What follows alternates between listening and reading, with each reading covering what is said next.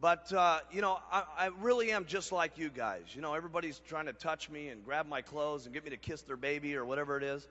And you guys need to understand, it was just a short period of time ago that I sat in a meeting very similar to what you guys are sitting in. No translation? Don't worry, it'll come back. Which is Spanish? Spanish, no problemo. It'll come back, don't worry. But, you know, it was just about, I guess, 17 years ago. I was 19. This was just shortly after my mom had passed away. And I really did not know what I was going to do for a living. I'd only had a 9th grade education in school. And for those of you who don't know the background that well, I worked in a drug rehabilitation center for about 3 years. And when I first went to go work there, I was 16. And I made $50 a month. And for that $50, they gave me room and board, gave me a place to sleep. And many of you met Michael Rosen, who developed our promotional catalog. He was my boss when I was 16 years old. And so he's known me since I was a little kid. And we used to raise money for this place so that other kids would have a chance to go to this facility and get off drugs and learn a new way of life and so on.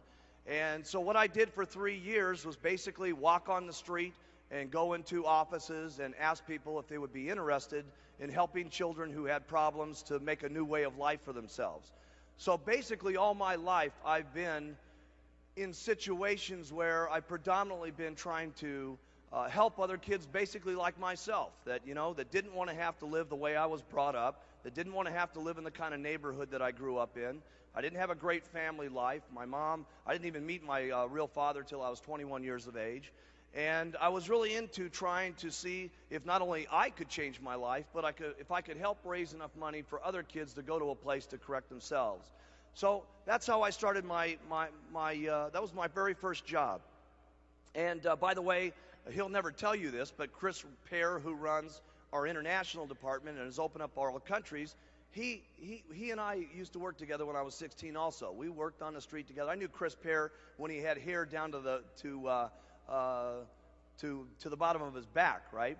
Some of you know Mike Martin. He was on the fundraising situation with me too. And, you know, we were just young kids trying to make it a better world for people to live in. We weren't making any money at the thing.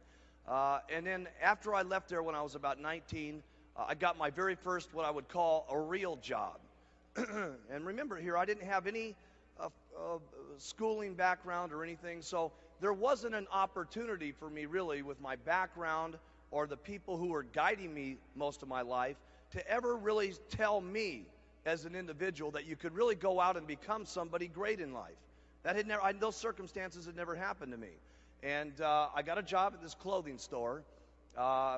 Actually, it was very interesting. It was only 2 blocks from where I ended up starting Herbalife International. And it was a place called Executive Tailored Clothes. And I was working there as a 19-year-old kid. This was just right after my mom had passed away. And I was working there selling clothes for about $1,200 a month.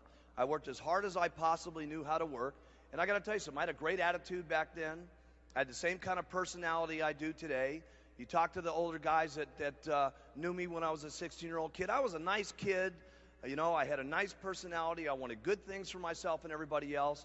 But as hard as I was working, I couldn't make it better for me in those circumstances. And one of the reasons I'm telling you this is last night I got a telephone call when I came in at 2 o'clock. There was a note there for me. And one of the guys that I worked with in this clothing store gave me a phone call yesterday while we were in the meetings and so on. And I first talked to him about the Herbalife opportunity when we opened up our company. And think about this guy. Here was a guy who knew me when I was selling clothes, and then knew me when we started the Herbalife opportunity. Just shortly after I was in the clothing business there, I had gotten invited to my very first meeting like this. It was not Herbalife. It was a company called Slender Now Products. And when I'd heard about a weight loss product and multi-level marketing, I'd never heard anything like this in my life. And as a matter of fact, the sponsor in that company, a guy by the name of Bud Bell, his assistant was here this weekend watching everything that went on this weekend. And she just couldn't believe what happened. And the first time in my life, someone told me you could become more. But the most important thing for me was I saw a product that I could help people lose weight with and that sort of thing so that they didn't have to suffer the way that my mom did. That company only lasted a very short period of time. It went bankrupt.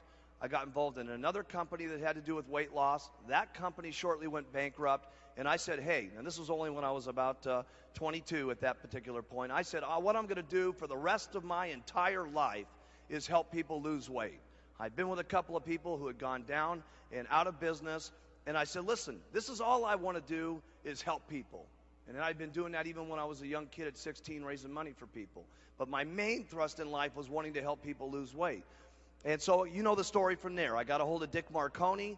The reason I had known Dick Marconi is he was a manufacturer for one of those companies at one time.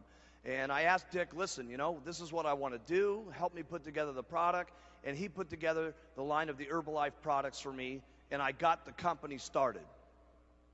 But going back to why I told you this, the very first meeting I ever had in Herbalife, you guys have all heard about when I came in with a baggie full of powder, and I said, you guys aren't going to believe it. We're going to take this product around the world.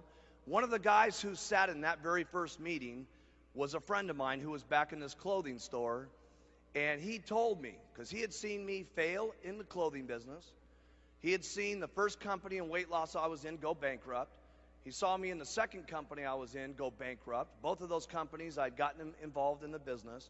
And so consequently, when I started Herbalife, he said, no way in the world is this ever going to work. Hughes is going to be a failure. But I did get him on the product. And he lost 40 pounds in the next 8 months, and he kept bringing me referrals and kept bringing me referrals. And finally, he got himself in the business and got himself up to about $10,000 a month. At that point, he quit the company.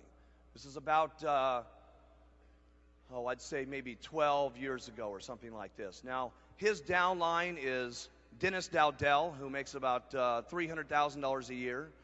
First line underneath that is Suzanne and Cody Morrow, who made about $400,000 last year, and Henry and Stanya Smeck, who made over $1 million last year. Now, this guy calls me last night. Now, I haven't been able to talk to him yet. I called him back this morning, and he didn't answer the phone. What is the difference between a guy like him, who knows the story, saw it when it first got started, became successful, dropped out of the company, saw his downline become successful, heard about what's happened here in Orlando? He knew that we were coming, but he certainly didn't know we were going to take over the entire city, okay? And he's hearing about all this stuff. He's obviously getting phone called by every single person in his life telling him, you got to be out of your mind not doing the Herbalife business. What is the difference between him and the person that makes $1 million in Herbalife per year? Answer, and I want you to write this in your notes. Not much.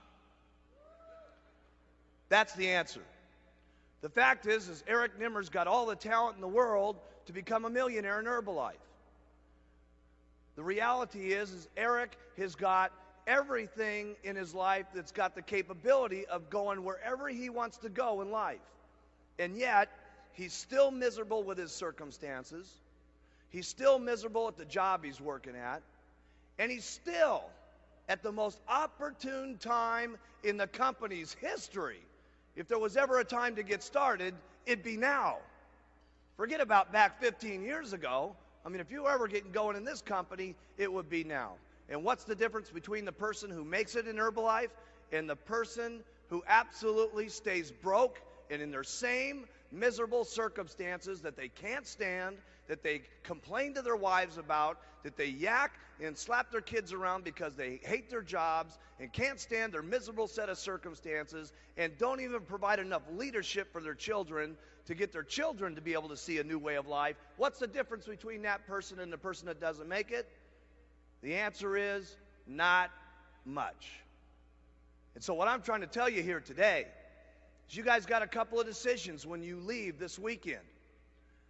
The only difference is acting on some of the information that you've heard. All it takes is to go forward And those are daily decisions that you make. Getting the guts to put on that button every single morning and going out in there and talking to people. Going out there and putting out that flyer one more time. Hey, listen, can you guys make it if these other guys have made it, the people that you've been seeing the last couple of days? Seriously.